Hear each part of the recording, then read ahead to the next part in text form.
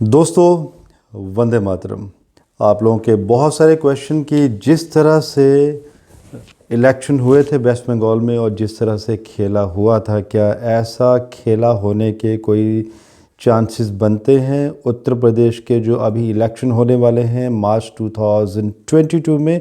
इसके साथ साथ और भी बहुत सारे क्वेश्चन आज हम कवर करेंगे, क्योंकि आज हम जैसे मायावती जी और प्रियंका गांधी जी, साथ में अखिलेश यादव जी और साथ में योगी आदित्यनाथ जी की भी कुंडलियों का विश्लेषण करेंगे, कंपैरिजन करेंगे कि किसके प्लैनेट क्या कहते हैं, कितनी स्ट्रेंथ दिखाई देती है ड्यूरिंग द इलेक्शन, आखिर इलेक्शंस के दौरान क्या होने वाला है। और इसके साथ और भी बहुत सारे क्वेश्चंस हैं आप लोगों के कि एक तो योगी आदित्यनाथ जी एंड अखिलेश यादव जी की डेट ऑफ बर्थ को लेकर बहुत सारे लोगों में कन्फ्यूज़न भी बना हुआ है, उसको भी आज हम दूर करेंगे। आपको मैं एक्यूरेट डेट ऑफ बर्थ भी दूंगा और कौन सी है और उसको हमने किस तरह से प्रमाणित किया है।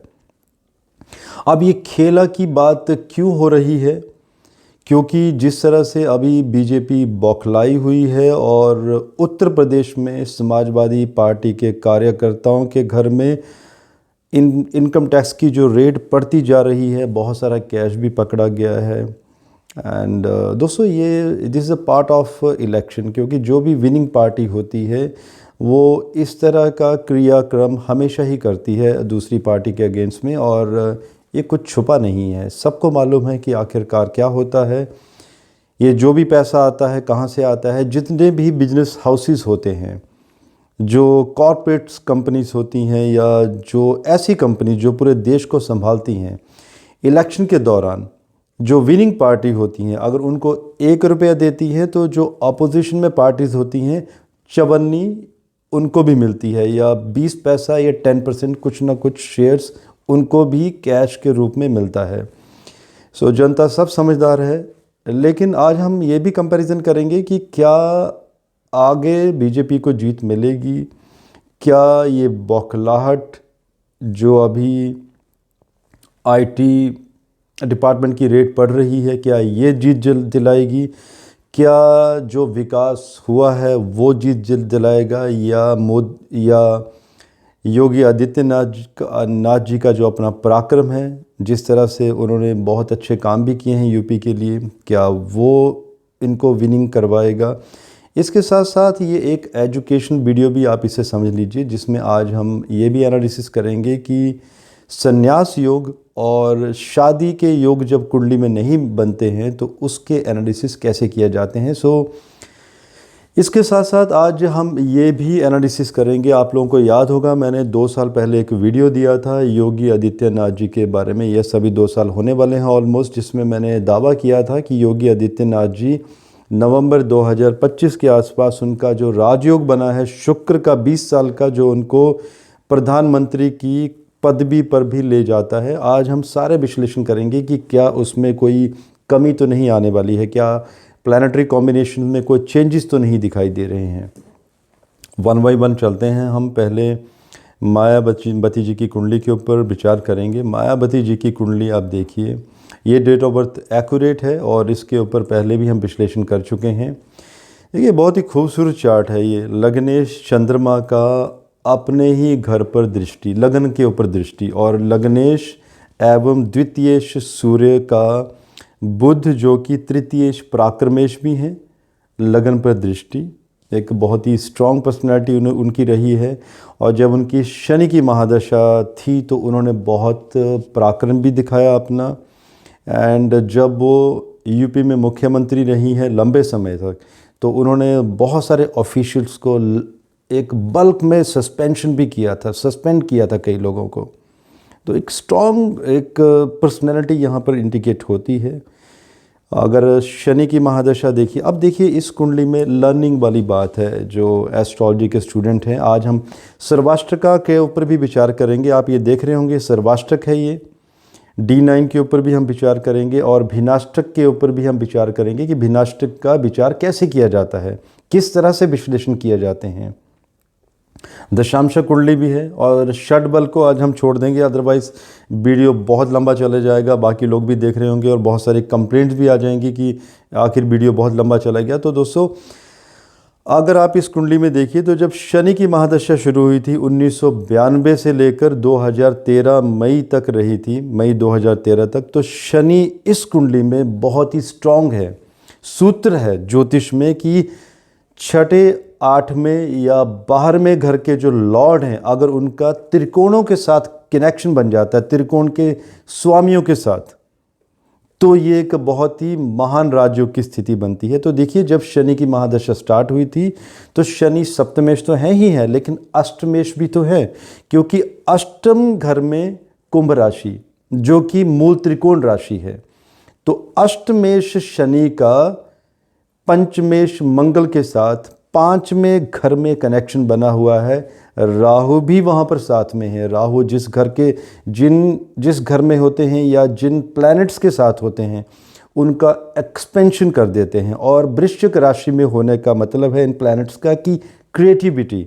और जब मायावती जी जब सत्ता में आई थी, 4 बार मुख्यमंत्री रह चुकी हैं, शॉर्ट स्पैन के लिए भी, लंबे समय के लिए भी, काफ़ी पावरफुल पोजीशन में भी रही हैं, बहुत ज़्यादा क्रिएटिविटी भी रही है। उत्तर प्रदेश में अगर हम गौतम बुद्ध नगर नोएडा की बात करें तो उन्हीं के द्वारा इसको बसाया भी गया था, बहुत बड़े बड़े डिसीजन भी लिए गए थे।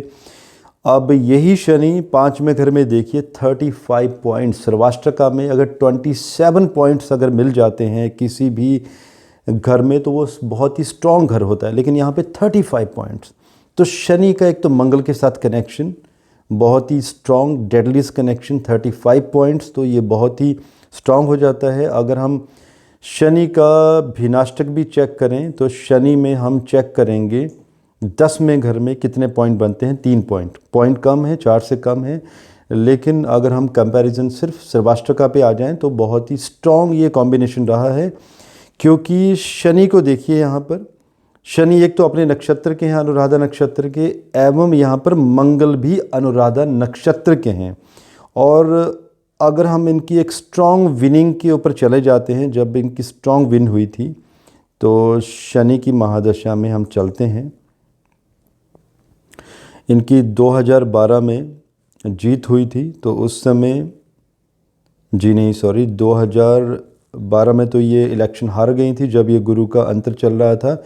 2007 में ये विनिंग हुई थी इनकी, बहुत ही बड़े पैमाने पे, बहुत ज़्यादा वोट बैंक भी बड़ा था इनका। देखिए, शनि महादशा में मंगल का ही अंतर चल रहा था उस टाइम पे 2007 में, ये नवंबर 2006 से जनवरी 2008 के मध्य। एवं यहाँ पर शनि एवं मंगल दोनों ही पंचम घर में 35 पॉइंट्स, और इस कुंडली में सबसे ज़्यादा जो पॉइंट हैं ये 5वें घर में ही हैं, और 5वां घर प्रोस्पेरिटी का भी बनता है। तो शनि में ये जो मंगल का अंतर है ये इनको बहुत बड़ी विनिंग दे के गया। राहु ने यहाँ पर बहुत बड़े पैमाने पर एक्सपेंशन भी किया इस हाउस का। और अगर हम इस कुंडली में नवांश पर भी विचार करें, नवांश कुंडली में, तो नवांश कुंडली में शनि देखिए, शनि यहाँ पर 12th के लॉर्ड हैं, 12वें घर के लॉर्ड, एवं नवमेश मंगल के साथ शनि का संबंध बना हुआ है 7वें घर में, एवं साथ में पंचमेश चंद्रमा के साथ भी कनेक्शन बना हुआ है। और 7वां घर होता है ऑपोजिशन का, और वो भी ऑपोजिशन के घर में जाकर ये कॉम्बिनेशन बने, बहुत ही स्ट्रॉन्ग कनेक्शन। सो दोस्तों, ये एक ऐसे कॉम्बिनेशन हैं जो इनको बहुत स्ट्रॉन्ग आगे सत्ता में लेकर चले गए। शनि ने बेहतरीन रिजल्ट्स दिए, और जैसे आगे बुध की महादशा स्टार्ट हुई तो आगे बुध की महादशा में रिजल्ट्स मिलने में परेशानियां होने शुरू हुई, और 2012 का भी इलेक्शन वो आगे नहीं निकाल पाई। और देखिए, इस कुंडली में अगर हम ये भी विचार करें कि शादी के बारे में भी, तो देखिए किस तरह से स्टडी करते हैं। शनि मंगल राहु का पंचम घर में, शनि ने मंगल राहु का भी प्रभाव लिया हुआ है। देखिए, कहीं ना कहीं अगर राजनीति में बेनिफिट दिखाई दे रहा है तो कहीं ना कहीं पर्सनल लाइफ में परेशानियां भी दिखाई दे रही हैं। 5वां घर पेट का भी है, स्टमक के रोग, गुप्त रोग भी, क्योंकि वृश्चिक राशि भी पीड़ित है। गुप्त रोग, स्टमक के रोग, लीवर से पीड़ित होना, ये भी एक इंडिकेशन दिखाई दे रहा है। इसके साथ साथ शनि का सूर्य के ऊपर तीसरी दृष्टि, जब भी ऐसे कॉम्बिनेशन बनते हैं, शनि की सूर्य के ऊपर दृष्टि होती है तो ये शादी में विघ्न डाल देती है। शादी में तो बहुत डिले हो जाता है या तो शादी में नहीं होती। अगेन बहुत डिफरेंट कॉम्बिनेशन और भी देखने पड़ते हैं दोस्तों। साथ में आप ये भी देखिए कि चंद्रमा शत्रु राशि में चले गए हैं और चंद्र बुध का सप्तम घर में साथ में होना, तो ये शादी में परेशानियां देता है। अब आती है बात कि बुध की महादशा आगे क्या कहती है, क्योंकि इलेक्शंस का समय आ चुका है। बुध में अभी मंगल का अंतर जो कि 24 नवंबर 2021 से शुरू हो चुका है। देखिए दोस्तों, ये वही बुध है जो, देखिए ये वही मंगल है जो इनको बहुत ही स्ट्रॉन्ग तरीके से 2007 में विनिंग करवा के गया था। ये बात अलग है कि जब शुक्र का अंतर इनका स्टार्ट हुआ था, जब इलेक्शन चल रहे थे, अगर हम 2017 की बात करें, 2017 में शुक्र का अंतर चल रहा था बुध में। और बुध में अगर हम शुक्र की स्थिति देखें तो बुध चौथे घर में एवं बुध यहाँ पर लगन कुंडली की बात हो रही है, बुध यहाँ पर सप्तम घर में एवं शुक्र अष्टम घर में। सप्तम घर में सर्वाष्टक में 23 पॉइंट बनते हैं और अष्टम घर में सर्वाष्टक में 22 पॉइंट्स। तो ये एक विनिंग सिचुएशन यहाँ पर नहीं दिखाई दे रही थी क्योंकि घर बहुत कमज़ोर हो चुके थे। लेकिन अब ये मंगल का अंतर ये इंडिकेट करता है कि 24 नवंबर 2021 से नवंबर 2020 के 22 के बीच में जो मंगल का अंतर है, इनको मायावती जी को अपनी सेहत का इस समय ख्याल रखना चाहिए, क्योंकि सेहत के हिसाब से ये कुंडली सही नहीं है। क्योंकि इनका राजयोग, इनका जो मंगल है वो योग कारक भी है, पंचम में है, शनि के साथ डेडलिएस्ट कनेक्शन बना हुआ है और यही मंगल का भी अंतर चला हुआ है। अगर ये हेल्थ के इश्यूज दिखाई दे रहे हैं यहाँ पर, तो आगे ये विनिंग की सिचुएशन भी दिखाई दे रही है। लेकिन अगेन जिस तरह के अभी समीकरण बन भी रहे हैं, अगर हम भिन्नाष्टक में भी विचार करें, भिन्नाष्टक में अगर हम जो भी अभी अंतर चले हुए हैं बुध का, एक मिनट अभी हम देख लेते हैं। बुध के जो पॉइंट्स हैं, देखिए 4 पॉइंट्स दिखाई दे रहे हैं, तो एवरेज पॉइंट हैं बुध महादशा में। तो यहाँ पे ये तो दिखाई दे रहा है कि मुख्यमंत्री बनने में तो मुश्किलें पैदा होंगी, लेकिन जो भी आगे मुख्यमंत्री बनेगा उस व्यक्ति विशेष के मुख्यमंत्री बनने के पीछे इनका एक बहुत बड़ा रोल प्ले भी होने के यहाँ पर चांसेस बन सकते हैं। ऐसी भी पॉसिबिलिटीज़ बन सकती हैं कि किसी भी पार्टी को आने वाले समय में पूर्ण बहुमत ना मिले और इनकी एक बैक सपोर्ट रहे और ये किसी को समर्थन दें। ऐसे भी यहाँ पर पॉसिबिलिटीज़ दिखाई दे रही हैं, क्योंकि मंगल पहले से ज़्यादा इनका वोट बैंक बढ़ाएगा और पहले से ज़्यादा इनकी सीट्स भी बढ़ेंगी। जिस तरह से ये इलेक्शन हुए थे 2014 में और ये एक भी सीट नहीं निकाल पाई थी, 2017 में भी इनको परेशानियां हुई थी, लेकिन 2022 में यहाँ पर अच्छे इंडिकेशन दिखाई दे रहे हैं। बट मैं ये कह रहा हूँ कि मुख्यमंत्री बनना मुश्किल दिखाई देता है इस कुंडली में। अब आते हैं हम प्रियंका गांधी जी की कुंडली में। Again this is the education video दोस्तों। अगर आप लोग डिटेल में सुनना चाहें तो आप वीडियो का लास्ट पार्ट देख सकते हैं और आप क्विट कर सकते हैं, लेकिन जो एस्ट्रोलॉजी के स्टूडेंट हैं वो स्टिक रह सकते हैं।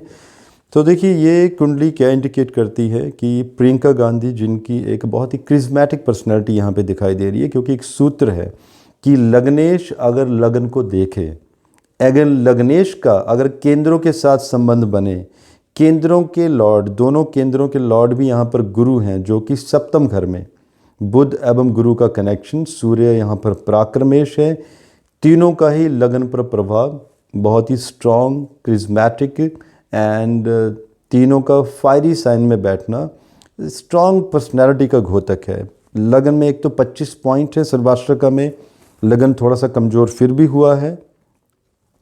लगन यहाँ पर पाप कातरी योगा से पीड़ित है। केतु और शनि लगन के दोनों तरफ बैठे हुए हैं, जो कि एक बैड हेल्थ की तरफ भी इशारा करते हैं। एंड इमोशन सेटबैक, इमोशन ऐसे लोगों को बहुत ही इमोशनल होते हैं, अचानक ही बहुत स्ट्रॉन्ग डिसीजन में आ जाते हैं। तो पर्सनैलिटी में कहीं ना कहीं फ्लक्चुएशन रहते हैं जब राहु की ट्रांजिट या शनि की ट्रांजिट लगन को प्रभावित करती है। मंगल का लगन पर प्रभाव again a very charismatic personality, क्योंकि मंगल यहाँ पे खुद वाटरी साइन में बैठे हुए हैं। अब अगर हम नवांश कुंडली पर भी विचार करें तो नवांश कुंडली में गुरु राहु का लगन में फायरी साइन में होना बहुत स्ट्रॉन्ग पर्सनैलिटी, बहुत जिद की तरफ इशारा करता है कि ऐसे लोग बहुत जिद्दी होते हैं, जब कुछ ठान लेते हैं तो वो करके ही दम लेते हैं। लेकिन दोस्तों ग्रहों का भी प्रभाव बहुत महत्व रखता है। यहाँ पर गुरु का चंद्रमा चतुर्थेश चंद्रमा एवं शुक्र जो कि 7th हाउस के लॉर्ड भी हैं, तो गुरु जो कि नवमेश है, तो नवमेश का केंद्रों के साथ कनेक्शन यहाँ लगन D9 चार्ट में भी बहुत ही स्ट्रॉन्ग कनेक्शन यहाँ पर दिखाई दे रहा है। और साथ में यहाँ पर प्रियंका गांधी जी जो कि कांग्रेस की इंचार्ज भी बनी थी, और ये इंचार्ज बनी थी शनि के अंतर में। देखिए शुक्र एवं शनि का अंतर जो कि जनवरी 2017 से मार्च 2020 के बीच में चला था। एंड अगर हम विनाष्टक भी देखें यहाँ पर, तो विनाष्टक में इनके पॉइंट बनते हैं। शुक्र का विनाष्टक देखेंगे हम पहले, क्योंकि शुक्र की महादशा चली है 2004 से। 10th हाउस में 4 पॉइंट्स एवरेज पॉइंट है। शनि का विनाष्टक भी देख लेते हैं, 10th हाउस में ओनली 1 पॉइंट। शुक्र एवं शनि का आपस में 9th हाउस का 12th हाउस के साथ एक्सचेंज प्लैनेट्स का, ये बहुत बड़ी स्ट्रगल की स्थिति दिखाता है ये। साथ में शनि के एक तो 1 पॉइंट, अगर इनको यूपी का इंचार्ज भी बनाया गया इसी ड्यूरेशन में शनि की वजह से ही बनी। लेकिन यहाँ पे जो स्थिति चली हुई है दोस्तों, जो भाग्यस्थान में अगर आप देखेंगे तो भाग्यस्थान में 21 पॉइंट्स बनते हैं यहाँ पर, तो भाग्य में परेशानी है, रोड़े अटकना।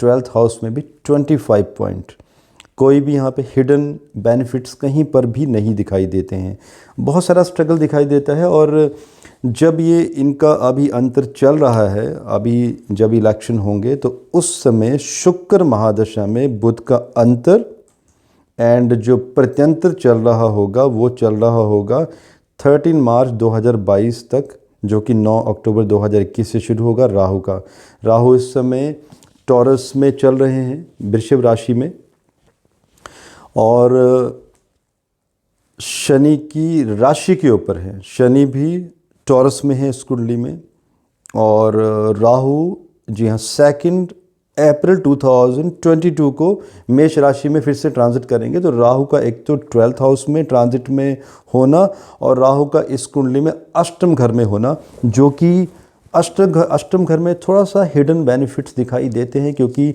27 पॉइंट्स हैं यहाँ पर 8वें घर में सर्वाष्टका में।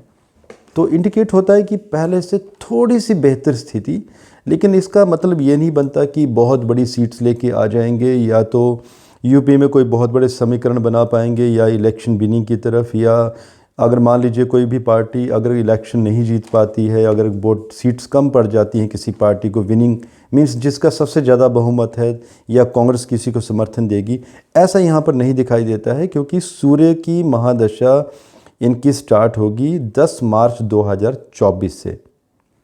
उसके बाद एक नया चैप्टर शुरू होगा इनकी लाइफ का, क्योंकि उस समय जब ये 10 मार्च 2024 से सूर्य की महादशा स्टार्ट होगी, उसी समय ये जो सूर्य हैं यहाँ पर एक तो धनु राशि में बैठे हैं, और नवांश कुंडली में भी सूर्य वर्गोत्तम है, धनु राशि में ही बैठे हुए हैं। एक बहुत अच्छी पोजीशनिंग यहाँ पर दिखाई देती है सूर्य की, जो कि एक इंडिकेशन दिखाई देता है कि एक नया चैप्टर, नया अध्याय शुरू होगा, क्योंकि उस समय गुरु वृषभ राशि पे चल रहे होंगे 2024 ड्यूरिंग द इलेक्शन टाइम, और चंद्रमा से सप्तम में होंगे अपोजिशन की तरफ, क्योंकि इनका अपोजिशन बीजेपी बनता है।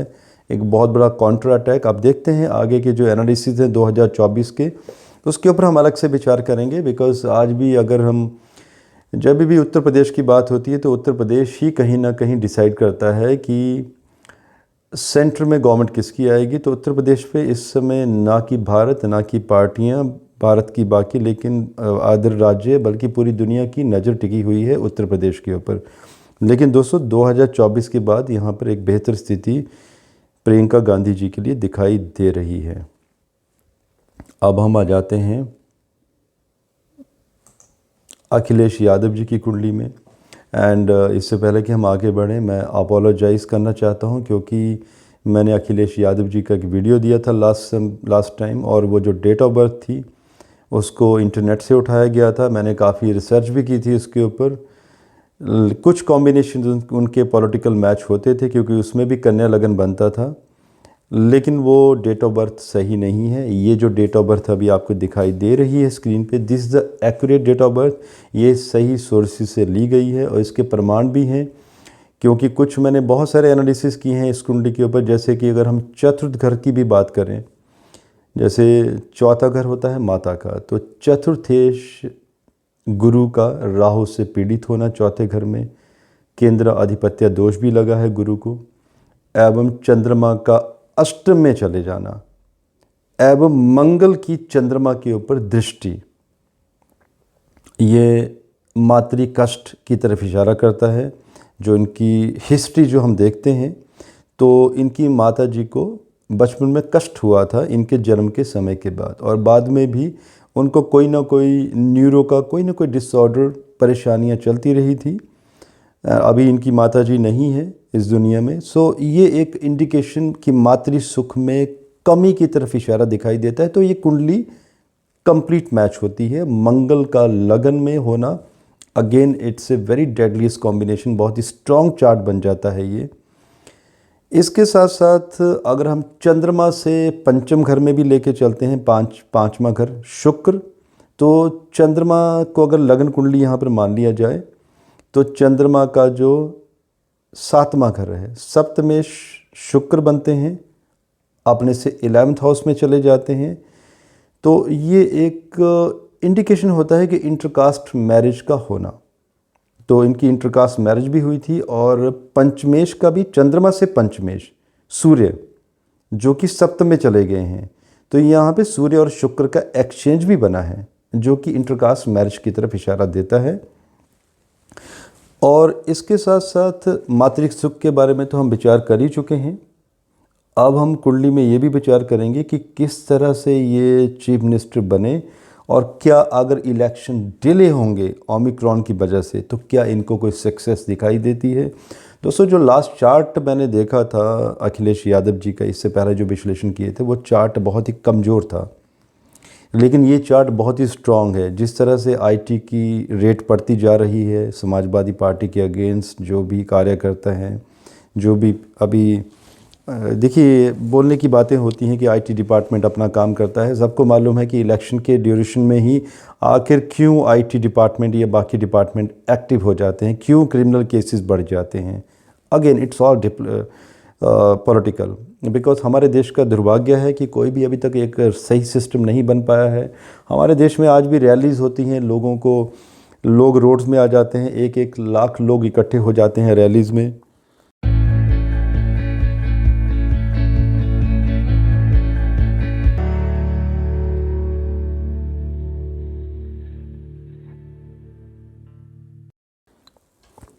अब ये फिर होने वाला है इलेक्शन के ड्यूरेशन में, जब ओमिक्रॉन का ये फैल रहा है। ओमिक्रॉन के ब्लास्ट होने का भी खतरा बना हुआ है, क्योंकि नॉर्म्स बनाए जाते हैं जब, लेकिन इलेक्शन का जब समय आता है तो सबके सब नॉर्म्स को नज़रअंदाज कर दिया जाता है। तो ये अगर इलेक्शंस डिले होते हैं, अगर ये 28 अप्रैल 2022 के बाद होते हैं, तो अखिलेश जी के लिए बहुत ही स्ट्रॉन्ग स्थिति होगी ये, एंड एक विनिंग सिचुएशन की तरफ भी इशारा करता है ये प्लैनेट, क्योंकि शनि उस समय इस कुंडली में छठे घर में चले जाएंगे ट्रांजिट में, कुंभ राशि में। और अगर हम चंद्रमा से भी विचार करें तो चंद्रमा से चले जाएंगे 11th हाउस में। दोनों उपचे स्थानों में शनि का चले जाना बहुत ही स्ट्रॉन्ग पोजीशन है ये। सो अगर ये अगेन इलेक्शन डिले होता है तो अखिलेश जी के लिए बहुत अच्छी स्थिति बनेगी। और अभी भी जो प्लैनेटरी कॉम्बिनेशन बन रहे हैं, बहुत ही स्ट्रॉन्ग कॉम्बिनेशन बने हुए हैं। जब ये मुख्यमंत्री बने थे राहु महादशा में, तब मंगल का अंतर चल रहा था 2012 में। राहु चौथे घर में गुरु का प्रभाव लिए हुए हैं, एवं मंगल को आप देखिए दोस्तों, मंगल यहाँ पर लगन में है। हम सर्वाष्टक इसको भी हम देख लेते हैं एक बार। भिन्नाष्टक में मंगल की क्या स्थिति है। मंगल के यहाँ पे 4 ही पॉइंट्स हैं 10वें घर में, और राहु की उस समय अंतर थी। अब राहु का तो भिन्नाष्टक होता नहीं है, तो हम गुरु का भिन्नाष्टक लेंगे। तो गुरु में 5 पॉइंट्स थे, अच्छी स्थिति थी। अब कई लोगों के क्वेश्चन होंगे कि मंगल ने यहाँ पर कैसे राजयोग बना दिया, क्योंकि मंगल बेशक लगन में है, लेकिन मंगल यहाँ पे अष्टमेश भी है और तृतीयेश भी है, दोनों मार्ग स्थानों के लॉर्ड हैं, और मंगल यहाँ पे चंद्रमा के नक्षत्र के भी हैं। सो ऐसे कैसे ये राजयोग बन सकता है। दोस्तों आपको याद होगा, मैंने कुछ एजुकेशनल लेक्चर्स दिए थे, आई थिंक 31-32 लेक्चर दिए थे। बाद में मैं नहीं दे पाया था, बिकॉज किसी ने इतना इंटरेस्ट भी नहीं लिया था, उतना ज़्यादा, बहुत कम व्यूज़ थे उन वीडियोज़ में। सो मैंने सोचा कि उनमें थोड़ा सा आराम से कभी मैं डिटेल में कभी दूंगा फिर से लेक्चर्स उनके ऊपर। अभी कुछ रिक्वेस्ट पहले भी आई थी कुछ लोगों की, कुछ व्यूअर्स की, उन्हीं में मैंने कुछ कॉम्बिनेशन बताए थे एजुकेशन लेक्चर में कि जब भी कोई मार्केश का प्लैनेट अपने मार्क घरों से मार्क स्थान में चला जाए तो वो एक महान राजयोग बना देता है। इस कुंडली में आप देखिए, मंगल जो कि तृतीयेश हैं, मार्क स्थान के लॉर्ड हैं, लगन में चले गए। तीसरे घर से अकेन एकादश हाउस में चले गए, 11वां घर भी मार्क होता है। और यही मंगल अष्टम घर के भी लॉर्ड हैं। एक तो अष्टम घर में इनकी राशि चली गई है, मूल त्रिकोण अशुभ है, और साथ में अशुभ से और अशुभ, मतलब मेष राशि से मंगल चले गए हैं 6ठे घर में, रोग के घर में। तो ये एक बहुत ही स्ट्रांग स्थिति हो जाती है। उसी तरह से जिस तरह से कांटे से ही कांटे को निकाला जाता है और जहर से ही जहर को मारा जा सकता है। और जैसे कि मैथमेटिक्स का फॉर्मूला कि minus minus is equal two plus, तो ये वही स्थिति है। और ये वही मंगल थे जब ये मुख्यमंत्री बने थे और बहुत ही स्ट्रांग विनिंग हुई थी। और मंगल को अगर आप D9 चार्ट में भी देखें तो मंगल D9 चार्ट में नववांश कुंडली में मंगल यहाँ पर नवमेश भी हैं, और इनका मंगल का पंचमेश गुरु के साथ भी संबंध बना हुआ है 12th हाउस में। और 12वें घर में वैसे भी 27 पॉइंट हैं, अच्छी स्थिति है। और मंगल यहाँ पर बेशक नीच के हैं, लेकिन ऊंच गुरु के साथ, जो कि स्ट्रगल के साथ साथ सक्सेस, नीच भंग राजयोग बनाते हैं। अभी जो ये अंतर चला हुआ है इनका, अब हम अंतर प्रत्यंतर पे भी चले जाते हैं। गुरु में शुक्र एंड शुक्र में अंतर चला हुआ है 16 मार्च 2022 तक। मंगल का 18 जनवरी 2022 से शुरू होगा। आज 26 दिसंबर को मैं ये वीडियो बना रहा हूँ। आप लोग दोस्तों देखिएगा कि 18 जनवरी 2022 के बाद कुछ हालात चेंज होंगे। एंड अखिलेश यादव जी एक बेटर स्थिति में आएंगे यहाँ पर, ये क्योंकि ये वही मंगल हैं जो इनको मुख्यमंत्री बना के गए थे। सो मैं यहाँ पर ये तो दावा नहीं करता कि ये इलेक्शन जीत पाएंगे, क्योंकि शनि की जो ट्रांजिट है अभी पंचम घर में है और चंद्रमा से 10वें घर में है। शनि की ट्रांजिट का होना बहुत ज़रूरी है एक विनिंग सिचुएशन के लिए, क्योंकि अभी जो महादशा चली है वैसे भी गुरु की महादशा है, और गुरु यहाँ पर केंद्र अधिपत्य दोष भी लगा है गुरु को, और गुरु यहाँ पर केतु के नक्षत्र के भी हैं, नॉट ए गुड कंडीशन। सो यहाँ पर ये नहीं कहूँगा कि मैं मुख्यमंत्री बनेंगे ये, लेकिन मैं ये ज़रूर कहना चाहूँगा कि ये पहले से ज़्यादा सीट्स यहाँ पर आती हुई दिखाई दे रही हैं। एंड अपोजिशन में इनकी एक बहुत ही स्ट्रॉन्ग स्थिति बनेगी। आगे भी जो राज्यों के इलेक्शंस होंगे, जब कभी मेंबर ऑफ पार्लियामेंट्स सीट छोड़कर चले जाते हैं, या कुछ MLAs, कुछ विधायक जब अपनी सीट छोड़कर चले जाते हैं, तो 28 अप्रैल 2022 के बाद जब भी ऐसी सिचुएशन बनेंगी अगले 28 साल तक, उसके बाद तो ये स्थिति यहाँ पर अखिलेश यादव जी की बहुत ही स्ट्रांग दिखाई दे रही है, और इनकी लाइफ में कोई ना कोई ट्रांसफॉर्मेशन होने वाला है।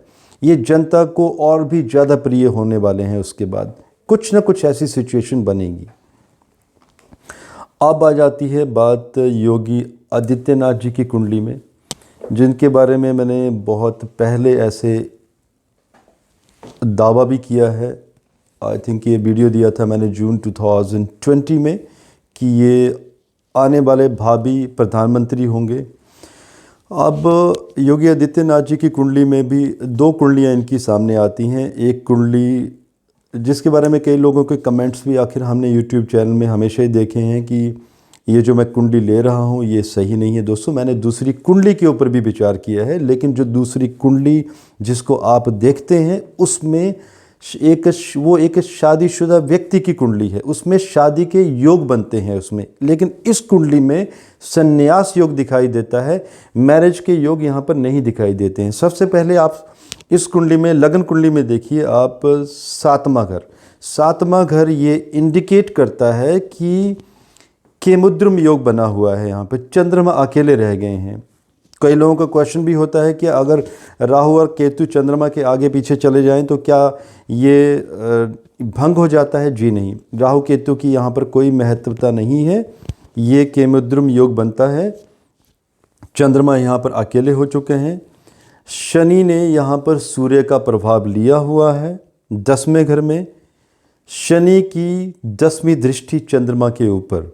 इसके साथ साथ ये इंडिकेट करता है कि यहाँ पर संन्यास योग, मतलब विवाह होने में परेशानियाँ, संन्यास योग नहीं कहेंगे, सॉरी, इसको विवाह संबंधित परेशानियाँ, क्योंकि शनि सूर्य इकट्ठे बैठे हैं 10वें घर में और साथ में बुध का भी इकट्ठा हो जाना वहाँ पर, तो ये विवाह होने में परेशानियाँ देता है। अब आती है बात केतु की। केतु चले गए हैं 12th हाउस में और शनि के ही नक्षत्र के हैं।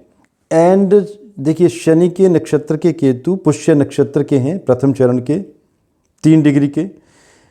एंड यही केतु यहाँ पर शनि की दृष्टि, तीसरी दृष्टि, केतु 12th हाउस में जब चले जाते हैं तो संन्यास योग के बारे में विचार किया जाता है। और शनि को भी देखते हैं, शनि कंबस्ट हैं, रोहिणी नक्षत्र के हैं, चंद्रमा के नक्षत्र के हैं। एंड शनि का केतु के ऊपर तीसरी दृष्टि, मतलब ये संन्यास योग यहाँ पर बनता है। तो दोस्तों, इस तरह से हम लोग ये भी विश्लेषण करते हैं कि कौन सा हॉरोस्कोप किसका हो सकता है।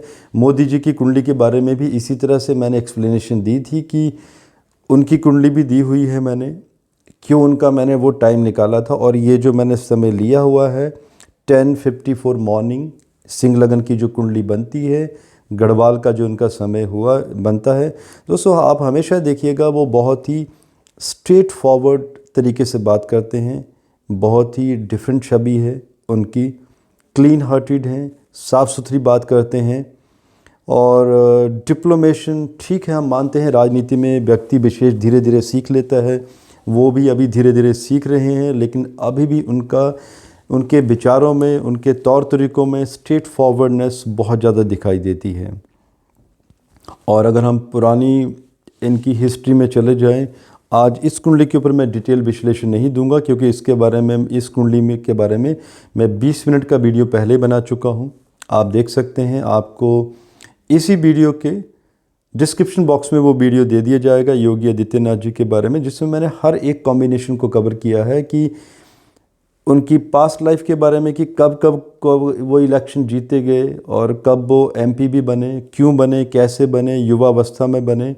और इस कुंडली में आप देखिए लग्नेश सूर्य, सप्तमेश शनि एवं बुध एकादशेष 10वें घर में, बहुत क्रिज्मेटिक पर्सनैलिटी एवं बहुत ही स्ट्रॉन्ग राजयोग।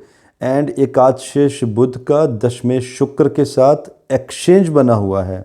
शुक्र एकादश घर में चले गए हैं एंड बुध चले गए हैं 10वें घर में, एवं नवमेश मंगल का 10वें शुक्र के साथ 11th हाउस में संबंध। ये इंडिकेट करता है कि जब भी मंगल शुक्र का आपस में कोई न दशा या अंतरदशा जब भी आएगी तो इनको कोई बहुत बड़ी प्रमोशन देके जाएगी। अभी इसी आधार पर मैंने ये दावा भी किया था, क्योंकि यही शुक्र की महादशा शुरू होगी 21 नवंबर 2024 के बाद, और ये 20 साल तक रहेगी। और ये राजयोग 20 साल दिखाई देता है 2044 तक, 2044 तक।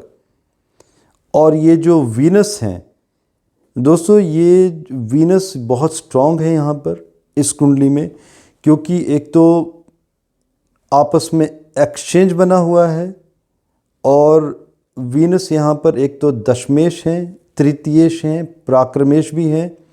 सो ये एक बहुत ही विनिंग सिचुएशन दिखाते हैं और इसी आधार पर मैंने दावा किया था कि नवंबर 2025 के आसपास जब मोदी जी 75 साल के हो जाएंगे, जब वो अपनी डायनेस्टी को किसी लीडर को ट्रांसफ़र करेंगे अपनी पावरशिप, तो यहाँ पर मुझे योगी जी का एक विशेष रोल दिखाई देता है। रेस्ट आगे हम देखेंगे कि कुंडली विश्लेषण आगे ग्रह स्थिति क्या दिखाई देता है। और अभी जो स्थिति बनी हुई है इनकी, तो केतु के ऊपर शनि की दृष्टि, केतु के ऊपर शनि की दृष्टि जो राजयोग कारक भी है और एक विनिंग सिचुएशन भी दिखाई दे रही है। 2022 में अभी इलेक्शन भी आने वाले हैं। केतु में गुरु का अंतर और गुरु का योग कारक मंगल के साथ संबंध, मंगल यहाँ पर योग कारक हैं, 9th लॉर्ड है यहाँ पर मंगल, और मंगल का दशमेश शुक्र के साथ संबंध और नवमेश गुरु के साथ युति, और गुरु यहाँ पर रेट्रोग्रेड हैं, केतु के ही नक्षत्र के हैं, केतु की ही महादशा चली हुई है, बहुत ही स्ट्रॉन्ग सिचुएशन दिखाई देती है। तो दोस्तों यहाँ पर योगी जी की ये जो दशा चली हुई है गुरु में, अगर हम अंतरदशा में भी चले जाते हैं गुरु में, तो जब ये इलेक्शन का टाइम चल रहा होगा तो उस समय बुध का अंतर चल रहा होगा, और यहाँ पर बुध बैठे हुए हैं 10th हाउस में, 26 पॉइंट हैं। थोड़ी सी यहाँ पर परेशानी दिखाई देती है कि जितनी सीट्स ये पहले लेकर गए हैं, 2017 के जो इलेक्शंस हुए थे, ऑल ऑफ सडन इनको गद्दी मिल गई थी। एक्सपेक्टेड नहीं था उस समय कि योगी जी ही मुख्यमंत्री बनेंगे यूपी के। तो यहाँ पर सीटें पहले से कम दिखाई देती हैं, लेकिन ये भी दिखाई देता है कि किसी न किसी तरीके से यही आगे उत्तर प्रदेश के मुख्यमंत्री बनेंगे।